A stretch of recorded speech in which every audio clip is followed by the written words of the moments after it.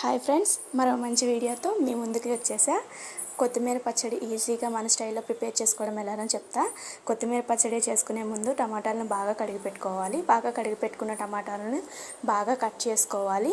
అలాగే కొత్తిమీరను కూడా బాగా తురుముకోవాలన్నమాట. తర్వాత మనకు సరిపడనంత చింతపండుని, పచ్చిమిర్చిని తురుముకొని పెట్టుకొని వేసుకోవాలి. తర్వాత జీలకర్రని యాడ్ చేసుకొని పొయ్యి మీద కళాయిని పెట్టి బాగా హీట్ అయ్యాక ఆయిల్ వేసుకొని అందులో కొత్తిమీరని వేగాక జీలకర్ర అన్నీ వేసుకొని బాగా వేపుకోవాలి. అందులో బాగా వేగాక టమాటా అన్నీ వేసుకొని బాగా వేగి బాగా కలుపుకొని ఫ్రై అయ్యేదాకా మూత పెట్టుకొని ఉంచుకోవాలన్నమాట. మూత పెడితే బాగా సిమ్లో మూత పెట్టుకుంటే మాడిపోకుండా బాగా ఉడుకుతుంది.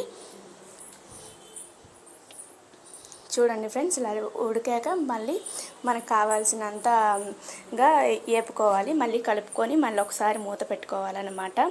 కావాల్సినంత ఉప్పు, పసుపు తీసుకొని యాడ్ చేసుకోవాలి. కారం అవసరం లేదు, ఎందుకంటే మనం ఆల్రెడీ పచ్చిమిర్చిని యాడ్ చేసుకున్నాం కదా. ఈజీగా మనకి ఇలా చేసుకుంటే అయిపోతుంది. మళ్ళీ మూత పెట్టుకొని దగ్గరికి అయ్యాక మంచిగా తీసుకోవాలి. మంచిగా అది చల్లారాక తీసుకొని బాగా మిక్సీ గ్రైండ్ చేసుకుంటే అయిపోతుంది.